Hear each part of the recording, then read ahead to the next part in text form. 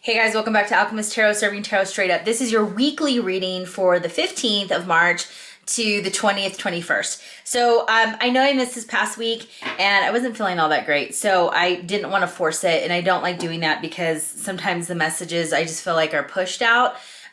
So again, apologies for that, but we're back. So go ahead and see the energy this week. And then I'm going to go ahead and put an extended reading up for members only, so you guys can get a little bit more insight on what's going around everything this week. So I pulled 2 angel cards, and then I'm going to go ahead and pull a few tarot cards to see what actions we kind of need to think of, possible obstacles. Okay. All right. Okay. So the 2 cards that came out, angel cards, were let go of your past, and the other one is a blessing in disguise. So it's interesting that those cards came out together, because I think for a lot of us, we're creatures of habit, and it's very hard when something exits our life, whether it's voluntarily or involuntarily, or it's kind of forced out of our life. It is sad, and sometimes it's a shock, and we have to just kind of come to terms that what is meant for us will always be for us. And things that are exit out of our life, we're meant to exit. They usually, people or places or things or experiences that we encounter as we go through our journey of life, they're meant to teach you something, lessons, and there's usually a lesson that you need to learn. So what I'm going to tell you, if something hasn't worked out for you, let it go. And if it's meant to be for you, it will come back in your life when the time is right. But harboring and focusing too much on the past can really impact what you're able to manifest in your present, and really see what opportunities you have and you can create it for your future. So what I'm going to tell you is that, again, if something has not worked out, think of it in this way: you're being redirected and guided and protected to something much bigger and better, okay? So out of the gate, kind of like the whole key to the week here is, we have the Knight of Cups in reverse. And one thing about the Knight of Cups, not to say that this is focused on just love or just one area of your life. Excuse me, I can't even speak. The Knight of Cups, I feel like this for a lot of you, this is around you, meaning that this is not the time to do anything half-ass, okay? It's really not. And this is not the time to enter into someone's life frivolously and exit just, because you feel like it. This is not the time to put your heart halfway into something. This is truly about, if you're going to do something, do it right and do it with all of your, drive, focus, courage, energy, but don't do it half-assed this week. And I'm going to say this because we're just piggybacking off of a new moon, dark moon in Pisces. Pisces is a very creative sign. They're very deep, and it's kind of in the dreamland state, subconscious. It's ruled by Neptune. This is a time to kick something off, because here's the thing: we're going to be entering into Aries season here pretty soon. And we want to use as much energy from Aries to back whatever we're trying to do and get off the ground. And a lot of times it starts with ourselves. Okay, so this is not the way to do anything half-assed. I just have to remind everybody that. And this is another thing. We got Ace of Cups in reverse. Ace of Cups in reverse, I feel like for a lot of us, this starts with self. This starts with us being accountable for our actions and really, taking a step back and identifying what is a priority in our life. What do we really want to do? And a lot of times we don't put ourselves first, and we're all guilty of that.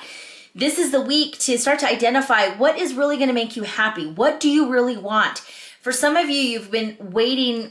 You haven't really been taking charge in this. You haven't maybe asked yourself some of these hard questions, but you need to start to really think and identify, where I'm at now. Is that where I see myself in the next few years? And if it is, that's great. But if it's not, what do you want? And how are you going to get there? The Ace of Cups can sometimes mean, in the reverse, can mean unfulfilled. There's some lack of emotion. There's, a lack of harmony and even happiness in one's life. It's certainly for some of you, a handful of you, it can mean that maybe a relationship has ended and new things are on the horizon, kind of talking about this, letting the past go, and things that have ended are a blessing in disguise, because usually they are. It's just hard for us to see it in the moment. So if anyone's experiencing that, instead of kind of putting yourself and continually thinking about what's happened in the past or what hasn't worked out or what makes you not happy, start to change it and transmute that energy and to say, well, what do I want? What does make me happy? Is it another type of relationship, but a different type of person? A new job, a new career path, a new home, a new place to live, a new state to live in. Whatever the case is, you really need to figure out what is going to make you happy at the end of the day, because ultimately that's the most important thing. Some obstacles that you might be facing this week. You got Two of Pentacles. I would say that if anything, I feel like some of you are just in your head and you're not willing to look at something for face value and looking at it, for what it is, not what you want it to be, and having to make a decision. Two of Pentacles is weighing options. It's identifying, do I stay? Do I go? Do I change things up? And for many of you, this is going to be a challenging decision because you're choosing between something that's very familiar and comfortable compared to something, a risk, jumping into the unknown and having to really trust yourself that you can figure it out. I feel like for a lot of you, you're way more adaptable than you give yourself credit for. So for many of you, you're going to have to make a choice here. What is going to be the best thing for you in the long run? I say the long run because the Pentacles, even if this is a Two of Pentacles, and it could be something that you're starting to think about doing, or maybe it's something that you were just given and you have to really start to weigh the options out. Pentacles typically are something that whatever decision you make, it kind of puts you on a path and it's for the long term. And this is something where it could take a while to actually cultivate. So you need to think long and hard before you make a decision. This is not the time to make a snap decision, but you do need to make a decision. And for some of you, that might be the problem, is that you're holding off because you just don't know what to do. Ultimately, make the decision that's best. Overall, I think the biggest thing for many of you, and I see, you have 10 of Pentacles, which is for I think for a lot of you, I feel like this could be career related. This is financial independence, creating financial independence, not relying on working for someone else, or feeling handicapped that you have to abide by certain rules and regulations and, processes and red tape and the office politics. It gets exhausting.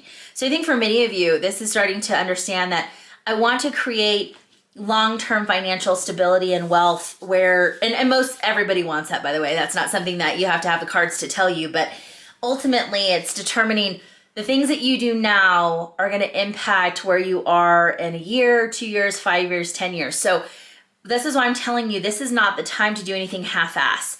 This is the time that if you're going to put your mind and heart into something, you got to go full force and not to be in and out, in and out, in and out. Am I going to tell you that it's going to be smooth sailing the entire time? No, because life isn't that way. But with the Queen of Cups right next to that 10 of Pentacles, I'm sorry, not the Queen of Cups, the Queen of Swords. Woo, forgive me. Queen of Swords is very, very, very independent energy. Even though it's the Queen, it doesn't necessarily mean that it's just a she. It could certainly be he as well. Queen of Swords is very much an energy who doesn't put up with bullshit, who can smell a red flag a mile away, very independent, very, very smart, knows his or her stuff, meaning that they do a lot of research, they do, they get as much facts and information in front of them before they make a decision. But what I can tell you is that this is someone that you're not going to pull the wool over. And I think for a lot of you, you're coming to terms where you need to take leadership, and a queen is a leader in your life, and to start making decisions that are best for you. The Queen of Swords is going to cut out any energy or obstacles that block her or his path to success and to what they want to achieve. So what I'm going to tell you is that if you want something and build something for the long term, and the 10 of Pentacles is very much generational wealth, it's like the legacy card, then you need to start now. So don't waste any more time trying to figure out, I don't know. If you're going to do something, do it with all of your heart, or don't do it at all. And again, I just can't stress that enough. Okay. Because even though something hasn't worked in the past, you've gotten wiser, you've learned your lessons, or you've learned the lesson you needed to learn from that situation, and you're better positioned this time around. So don't think that you're always gonna mess it up, okay? I feel like I just need to make one more card.